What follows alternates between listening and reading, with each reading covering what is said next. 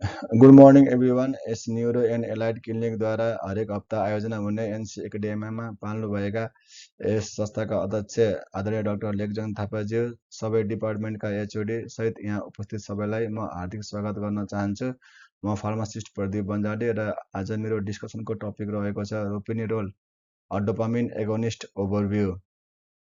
Topic सुरु गर्नुभन्दा पहिले म डोपामिनको बारेमा थोरै जानकारी गराउन चाहन्छु। डोपामिन भनेको ब्रेनको एउटा महत्त्वपूर्ण न्युरोट्रान्समिटर हो जसले नर्भ्सहरू बिचको सन्देश आदान प्रदान गर्न मद्दत गर्छ र यसले शरीरको चाल, मुड, प्रेरणा र रिवार्डलाई कन्ट्रोल गर्ने काम गर्दछ।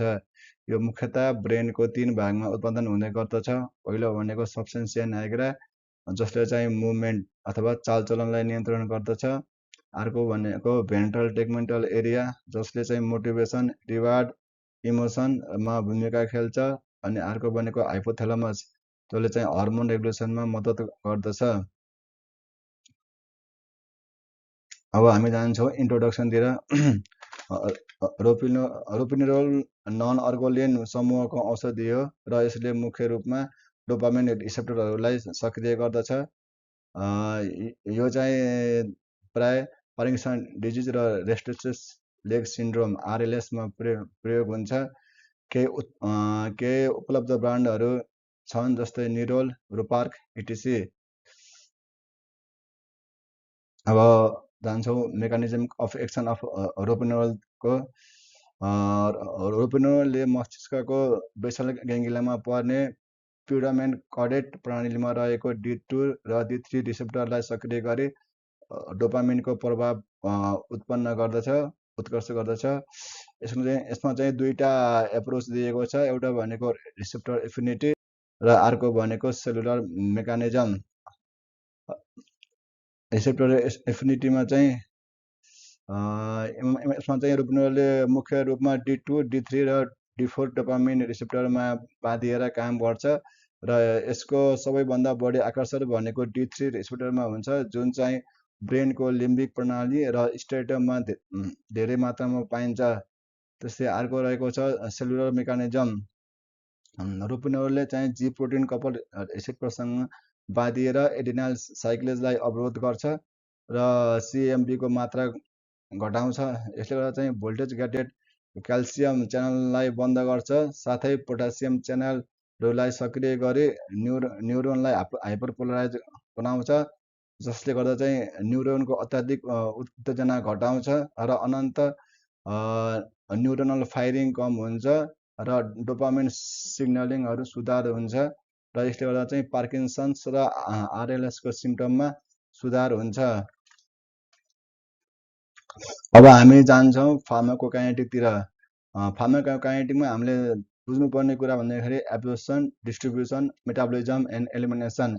रोपिनिरोल मुखबाट सेवन गरेपछि राम्रोसँग एब्जर्ब हुन्छ र यसको बायोबिलिटी 50 देखि 55% हुन्छ। त्यसपछि यो शरीरभरि फैलिन्छ र ब्लड ब्रेन बेरियर पार गरेर ब्रेनमा पुग्छ, जहाँ डोपामिन रिसेप्टरमा कार्य गर्दछ। यसको मेटाबोलिजम प्राय कलेजोमा साइटोक्रोम P1A2 इन्जाइमद्वारा हुन्छ र यसको अधिकांश भाग मेटाबोलाइट्सको रूपमा पिसाब मार्फत शरीरबाट बाहिरिन्छ। नेक्स्ट छ इन्डिकेसन। रोपिनिरोल प्राय म्याक्सिमम पार्किन्सन डिजिज र रेस्टलेस सिन्ड्रोममा प्रयोग हुन्छ। पार्किन्सन भनेको चाहिँ यो एउटा न्युरोलोजिकल डिसअर्डर हो, जहाँ चाहिँ बिस्तारै मस्तिष्कमा भएका डोपामिन उत्पादन गर्ने न्युरोन्सहरू बिस्तारै नष्ट हुँदै जान्छन् र यसले चालचलन सम्बन्धी समस्याहरू निम्त्याउँछ, जस्तो हातखुट्टा काम्ने, शरीर काम्ने, चाल ढिलो हुने र सन्तुलन बिग्रिने अवस्था। यसमा चाहिँ रोपिनिरोलले मुख्य रूपमा पार्किन्सन र एलएसमा उपचारमा प्रयोग हुन्छ। यो चाहिँ पार्किन्सनको रोगको अर्ली फेजमा एक्लै प्रयोग गर्न सकिन्छ भने एडभान्स फेजमा चाहिँ लिपोडोपासँग मिलाएर दिन्छ। यसको स्टार्टिङ डोज भनेको 0.25 mg TDS फर 1 विक। त्यसपछि बिरामीको अवस्था अनुसार बिस्तारै डोज बढाइन्छ। जस्तो अर्को यसको इन्डिकेसन रहेको छ रेस्टलेस लेग सिन्ड्रोम। यो पनि एउटा न्युरोलोजिकल डिसअर्डर हो, जहाँ चाहिँ जसमा चाहिँ अत्याधिक खुट्टा चलाउन इच्छा हुन्छ, विशेष गरी आराम गर्दा वा रातिमा। अ, अ, अ, अ, त्यसपछि अब हाम्रो पोलिसी बेस्ड ट्रिटमेन्ट छ पार्किन्सन र आरएलएसको लागि with with with ropinirole. Parkinson Parkinson डिजिजमा चाहिँ यो अर्ली पार्किन्सन डिजिजमा चाहिँ रोपिनेरोल एक्लै प्रयोग हुन्छ बेसिकल्ली यङ्गर पेसेन्टमा। त्यस्तै गरी एडभान्स पार्किन्सन डिजिजमा चाहिँ यो चाहिँ लिपोडोपासँग एड अन थेरापीको रूपमा चाहिँ युज हुन्छ, जसमा चाहिँ मोटर फङ्सन सिम्पटमलाई इम्प्रुभ गर्छ र वेरिङ अफलाई घटाउँछ। यसको स्टार्टिङ डोज भनेको 0.25 mg टिआइडी हो। अनि फेरि त्यसपछि चाहिँ देन इन्क्रिजेस टु 1 mg। त्यसपछि चाहिँ 4 विकको कोर्ससम्म चाहिँ 1 mg सम्म पुगाउने हो टिआइडी अप टु। र यसको म्याक्सिमम डोज भनेको चाहिँ 24 mg पर डे रहेको छ। त्यस्तै गरेर रेस्टलेस लेग सिन्ड्रोममा चाहिँ यो चाहिँ युज फर मोडरेट टु सिभर आरएलएसमा चाहिँ प्रयोग हुन्छ। यसको स्टार्टिङ डोज भनेको चाहिँ 0.25 mg ओडी हो। यो चाहिँ बेसिकली साँझमा 1 देखि 3 घन्टा सुत्नुभन्दा 1 देखि 3 घन्टा पहिले नै दिन्छ। र यदि चाहिएको खण्डमा चाहिँ यसको डोज ग्रेजुअली बढाउन सकिन्छ।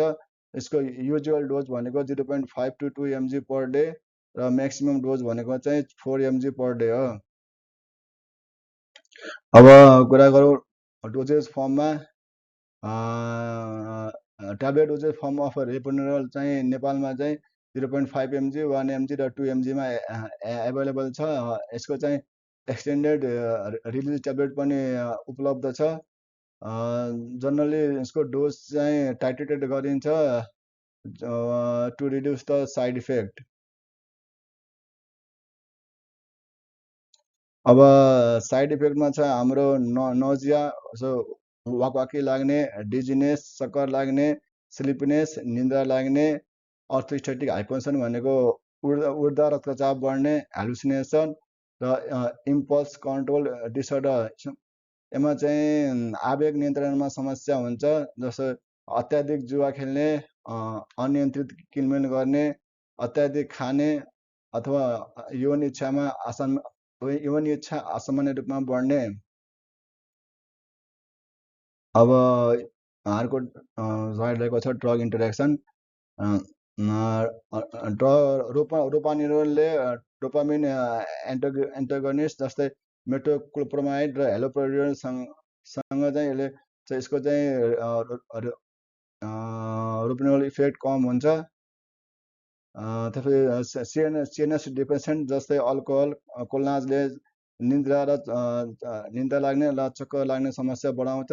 त्यस्तै सिवाई साइटोक्रोम 1A2 इन्हिबिटर जस्तो सिप्रोफ्लोक्सासिनले चाहिँ रगतमा रोपिनेरोलको मात्रा बढाउँछ, जसले गर्दा साइड इफेक्टको जोखिम बढ्न सक्छ। त्यस्तै गरी CYP1A2 इन्ड्युसर जस्तै स्मोकिङ, कार्बोमाजिपिन र रिफाम्पिसिनले चाहिँ रोपिनेरोलको मात्रा घटाएर प्रभावमा असर गर्न सक्छ। अब हाम्रो छ कम्पेरिजन विथ प्रामिपेक्जोल। रोपिनेरोल र प्रामिपेक्जोलको तुलना गर्दाखेरि दुवै औषधिहरू नन अर्गोट डोपामिन एगोनिस्ट हो, जुन चाहिँ पार्किन्सन्स र आरएलएसको उपचारमा प्रभावकारी छन्। मृगौलाको कार्यक्षमता कम भएका बिरामीमा चाहिँ रोपिनेरोल बढी उपयुक्त हुन्छ, किनकि यसको मेटाबोलिजम कलेजोमा हुन्छ।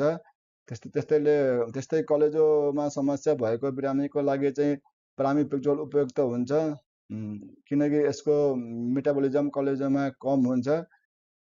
र प्रामिपेक्जोल मृगौलाबाट बाहिरिने भएकाले मृगौला रोग भएका बिरामीहरूको लागि डोज समायोजन गर्ने आवश्यकता पर्दछ। यसको निष्कर्ष के छ भन्दाखेरि रोपिनिरोल र प्रामिपेक्जोल दुवै प्रभावकारी औषधि हुन्। औषधिको छनौट, मृगलाको कार्यक्षमता, ड्रग इन्टरेक्सन, साइड इफेक्ट, लागत र बिरामीको व्यक्तिगत प्रतिक्रियामा आधारित हुन्छ। हस्, धन्यवाद।